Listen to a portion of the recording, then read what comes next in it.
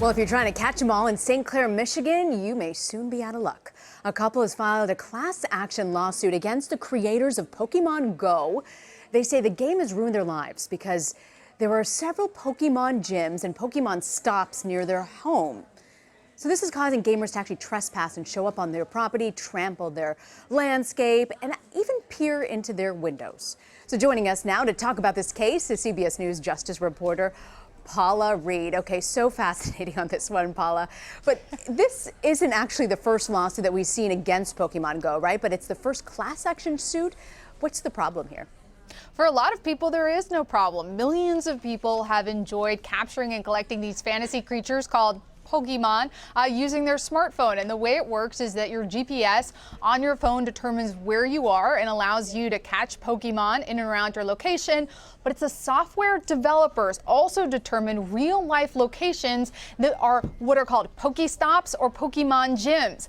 And this couple, this Michigan couple, argues that several Pokestops and a Pokemon gym across the street from their house has been a nightmare. They said they used to get about a dozen people a day visiting the park. Now they have hundreds. They're blocking their driveway, even cursing at them when they ask them to move their car, peering in their windows and trampling their landscape. So this couple filed a class action lawsuit arguing that they should be able to opt out of having these Pokestops and a Pokemon gym near their private property. I'm wondering, did the couple ask to have the Pokemon gyms actually removed? They actually go to them and say, take it off?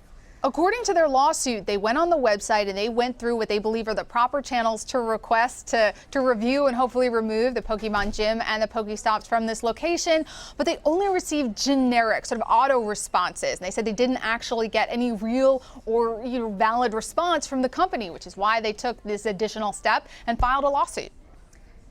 This isn't the first lawsuit. It's a class action lawsuit. So what are the benchmarks that the couple needs to sort of follow to make it to court?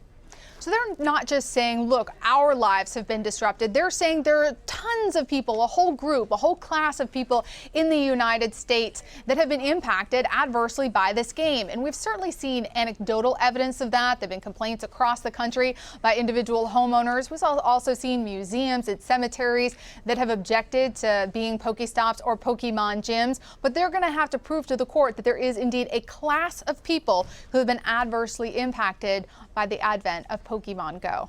Paula, do you think they have a case? I do. This is a valid claim. If they're saying that but for Pokemon Go putting these Pokemon gym and these Pokestops across from their house, they wouldn't have their landscape trampled. They wouldn't have people harassing them, their driveway being blocked. Interfering with someone's enjoyment of their private property, that's a valid claim.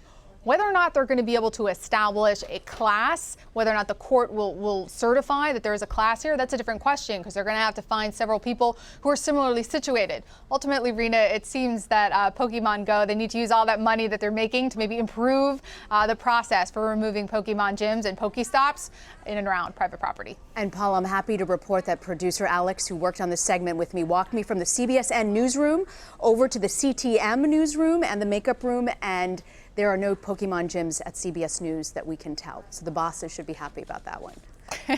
More productivity on the news here. Thank you for that one, Paula.